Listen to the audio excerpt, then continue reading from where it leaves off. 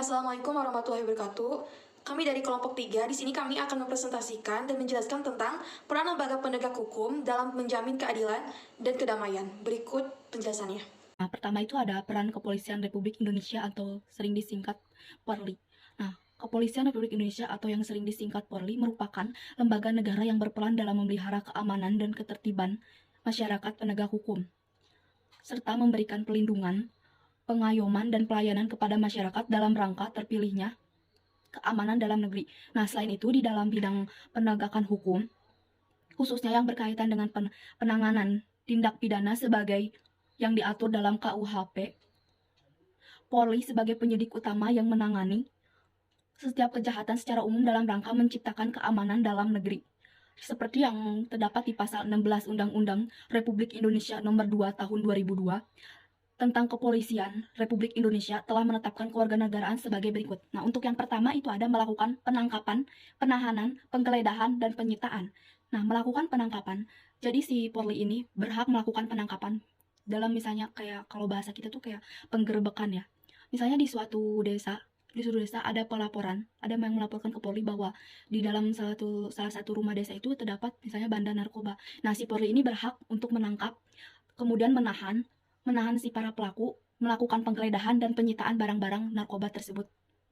Nah, untuk yang kedua, melarang setiap orang meninggalkan atau memasuki tempat kejadian perkara untuk kepentingan penyidikan. Nah, misalnya di suatu daerah tersebut itu ada penyelidikan. Nah, si penyelidikan di situ, si Polri itu melarang misalnya warga negara atau warga desa tersebut dilarang memasuki area penyelidikan tersebut. Nah, si Polri itu berhak melarang atau membolehkan warga desa tersebut untuk masuk atau tidak masuknya. Nah, untuk yang C itu membawa dan menghadapi orang kepada penyidik dalam rangka penyidikan. Nah, yang kalau misalnya membawa dan menghadapi orang kepada penyidik dalam rangka menyelidikan itu lebih ke kayak misalnya si penyelidik itu dibawa ke tempat ke cabang kepolisiannya untuk diselidiki lebih lanjutnya. Nah, untuk yang D itu menyuruh berhenti orang yang dicurigai dan menanyakan serta memeriksa tanda pengenal diri. Nah, ini biasanya terjadi di kayak misalnya pusat perbelanjaan atau mal-mal besar. Misalnya si kepolisian ini atau si Polri ini udah mencurigai satu orang. Nah, si Polri ini berhak untuk menyetop orang tersebut. Contohnya misalnya si orang tersebut akan di stop atau diperiksa, akan ditanyakan oleh kepolisian ini, oleh si Polri ini akan ditanyakan bisa identitas diri atau mungkin juga misalnya asal dari mana atau ada keperluan apa untuk memasuki area tersebut. Nah, tentunya ada syarat-syarat dan ketentuan tersebut ya teman-teman. Nah, si Polri ini juga ada syarat dan ketentuan tersebut dalam melakukan tugasnya. Yang pertama itu tidak bertentangan dengan suatu aturan hukum. Nah, yang kedua itu selaras dengan kewajiban hukum yang mengharuskan tindakan tersebut dilakukan. Untuk yang ketiga harus patut, masuk akal, dan termasuk dalam lingkungan jabatannya. Untuk yang keempat, pertimbangannya yang layak berdasarkan keadaan yang memaksa. Dan untuk yang kelima itu menghormati hak asasi manusia.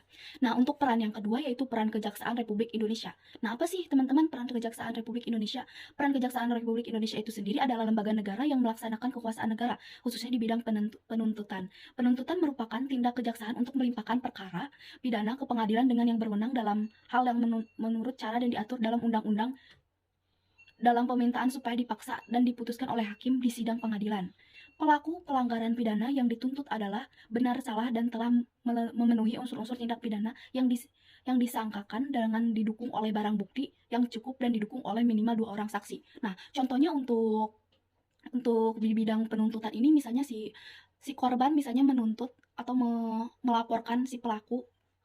Misalnya kita ambil contoh dari kayak pencemaran nama baik. Nah, si yang mencemarkan nama baik si korban ini melaporkan ke jaksa itu bahwa nama baik dia telah dicemarkan. Nah, tentunya si pelapor ini harus bisa mempunyai bukti yang akurat dan juga mempunyai 2 orang saksi yang benar-benar akurat ya, teman-teman. Nah, untuk itu juga keberadaan Kejaksaan Republik Indonesia diatur dalam Undang-Undang Republik Indonesia Nomor 16 Tahun 2004 tentang Kebijaksanaan Republik Indonesia. Berdasarkan undang-undang tersebut, kejaksaan sebagai salah satu lembaga penegak hukum dituntut untuk lebih berperan dalam menegakkan supremasi hukum, perlindungan kepentingan umum, penegak hak asasi manusia, serta memberantas korupsi, kolusi, dan nepotisme atau KKN. Nah, Kejaksaan Republik Indonesia sebagai lembaga negara yang melaksanakan kekuasaan negara di bidang penuntutan harus melaksanakan fungsi, tugas, dan wewenangnya secara merdeka. Atau misal secara jujur ya, kalau dalam bahasa kita sehari-hari itu secara jujur tanpa harus ada paksaan atau sogokan. Nah, terlepas dari pengaruh kekuasaan pemerintah dan pengaruh kekuasaan lainnya, adapun yang menjadi tugas dan wewenang kejaksaan dikelompokkan menjadi 3 bidang. Nah, untuk ini dikelompokkan menjadi 3 bidang. Di antaranya itu yang pertama itu yang A-nya ada di bidang pidana. Nah, apa aja sih teman-teman di bidang pidana? Yang pertama itu melakukan penuntutan. Nah, untuk yang kedua melaksanakan penetapan hakim dan putusan pengadilan yang telah memperoleh kekuatan hukum tetap. Untuk yang ketiga melakukan pengawasan terhadap pelaksanaan putusan pidana masyarakat, putusan pidana pengawasan, dan keputusan lepas bersyarat. Nah, untuk yang B-nya itu ada di bidang perdata dan tata usaha negeri. Nah, untuk yang di bidang perdata dan usaha negeri itu biasanya kebijaksanaan dengan kuasa khusus dapat bertindak baik di dalam maupun di luar pengadilan untuk dan atas nama negara atau pemerintahan. Nah, untuk yang C-nya di bidang ketertiban dan ketentraman umum. Yang C-nya itu ada, yang pertama itu peningkatan kesadaran hukum masyarakat. Untuk yang kedua, pengamanan penegakan hukum. Dan yang ketiga, pengawasan peredaran barang cetakan. 3. Peran hakim sebagai pelaksanaan kekuasaan kehakiman. Nah, di Indonesia, kekuasaan kehakiman itu sepenuhnya itu diatur dalam Undang-Undang Nomor 48 Tahun 2009 tentang kekuasaan kehakiman yang merupakan penyempurnaan dari Undang-Undang Republik Indonesia Nomor 4 Tahun 2004 tentang kekuasaan kehakiman.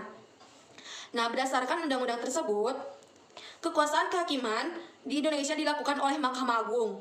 Badan peradilan yang berada di bawah Mahkamah Agung meliputi badan peradilan yang berada di lingkungan peradilan umum, peradilan agama, peradilan militer, dan peradilan tata usaha negara, serta oleh sebuah mahkamah konstitusi. Nah, lembaga-lembaga tersebutlah yang berperan sebagai penegak keadilan dan dibersihkan dari setiap intervensi baik dari lembaga legislatif, eksekutif, maupun lembaga lainnya.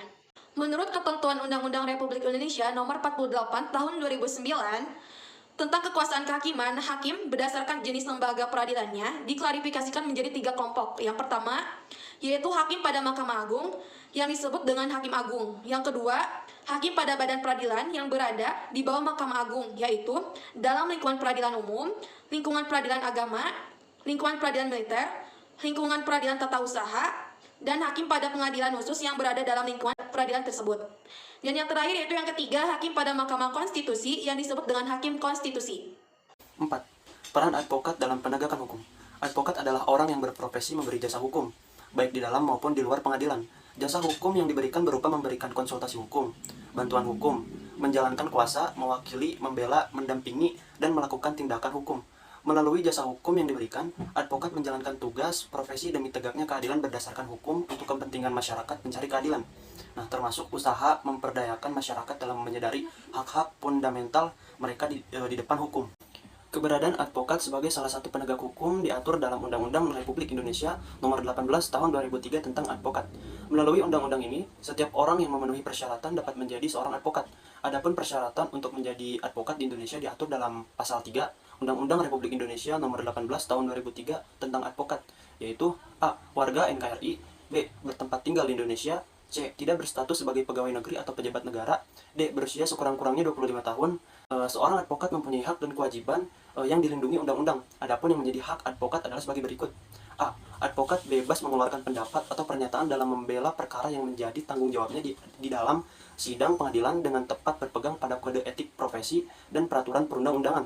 B. Advokat bebas dalam menjalankan tugas profesinya untuk membela perkara yang menjadi tanggung jawabnya dengan tepat berpegang pada kode etik profesi dan peraturan perundang-undangan. C. Advokat tidak dapat dituntut baik secara perdata maupun pidana dalam menjalankan tugas profesinya dengan iktikat baik untuk kepentingan pembelaan klien dalam sidang pengadilan. Kewajiban yang harus dipatuhi oleh seorang advokat diantaranya adalah sebagai berikut. A. Advokat dalam menjalankan tugas profesinya dilarang membedakan perlakuan terhadap klien berdasarkan jenis kelamin, agama, politik, keturunan, ras atau latar belakang sosial dan budaya. B. Advokat wajib merahasiakan segala sesuatu yang diketahui atau diperoleh dari kliennya karena hubungan profesinya, kecuali ditentukan lain oleh undang-undang. Nah, C. Advokat dilarang memegang jabatan lain yang bertentangan dengan kepentingan tugas dan martabat profesinya. Nah, untuk peran yang terakhir yaitu nomor 5 tentang peran Komisi Pemberantasan Korupsi atau KPK. Nah, untuk Komisi Pemberantasan Korupsi disingkat KPK ini adalah sebuah komisi yang dibentuk pada tahun 2003 berdasarkan Undang-Undang Republik Indonesia Nomor 30 Tahun 2002 tentang Komisi Pemberantasan Tindak Pidana Korupsi. Tujuannya adalah untuk mengatasi, menanggulangi, dan memberantas korupsi. Untuk mencapai tujuan tersebut, KPK mempunyai tugas yang pertama yaitu koordinasi dengan instansi yang berwenang melakukan pemberantasan tindak pidana korupsi. Yang kedua yaitu supervisi terhadap instansi yang berwenang melakukan pemberantasan tindak pidana korupsi. Yang ketiga yaitu melakukan penyelidikan, penyidikan, dan penuntutan terhadap tindak pidana korupsi. Yang keempat yaitu melakukan tindakan-tindakan pencegahan tindak pidana korupsi. Dan yang terakhir yaitu melakukan monitor terhadap penyelenggaraan pemerintah negara. Nah, selain memiliki tugas tersebut, komisi ini memiliki beberapa wewenang sebagai berikut. Yang pertama yaitu mengordinasi penyelidikan, penyidikan, dan penuntutan tindak pidana korupsi. Yang kedua yaitu menetapkan sistem pelaporan dan kegiatan pemberantasan tindak pidana korupsi. Dan yang ketiga meminta informasi tentang kegiatan pemberantasan tindak pidana korupsi kepada instansi terkait. Dan yang keempat yaitu melakukan dengan pendapat atau pertemuan dengan instansi yang berwenang melakukan pemberantasan tindakan korupsi. Dan yang terakhir yaitu yang kelima, meminta laporan instansi terkait pencegahan tindak pidana korupsi. Dalam menjalankan tugas dan wewenang tersebut, KPK berpedoman pada asas sebagai berikut. Yang pertama yaitu kepastian hukum, yakni asas dalam negara hukum yang mengutamakan landasan peraturan perundang-undangan, kepatutan, dan keadilan dalam setiap kebijakan menjalankan tugas dan wewenang KPK. Yang kedua yaitu keterbukaan, yakni asas yang membuka diri terhadap hak masyarakat untuk memperoleh informasi yang benar, jujur, dan tidak diskriminatif tentang kinerja KPK dalam menjalankan tugas dan fungsinya. Yang ketiga yaitu akuntabilitas, yakni asas yang menentukan bahwa setiap kegiatan dan hasil akhir kegiatan KPK harus dapat dipertanggungjawabkan kepada masyarakat atau rakyat sebagai pemegang kedaulatan tertinggi negara sesuai dengan peraturan perundang-undangan yang berlaku. Dan yang keempat yaitu kepentingan umum, yakni asas yang mendahulukan kesejahteraan umum dengan cara yang aspiratif, akomodatif, dan selektif. Dan yang terakhir nomor 5 yaitu proporsionalitas, yakni asas yang mengutamakan keseimbangan antara tugas, wewenang, tanggung jawab, dan kewajiban KPK. Nah, itu saja presentasi dari kelompok kami. Mohon maaf apabila ada kesalahan-kesalahan kata. Wabillahi taufiq wal hidayah. Wassalamualaikum warahmatullahi wabarakatuh.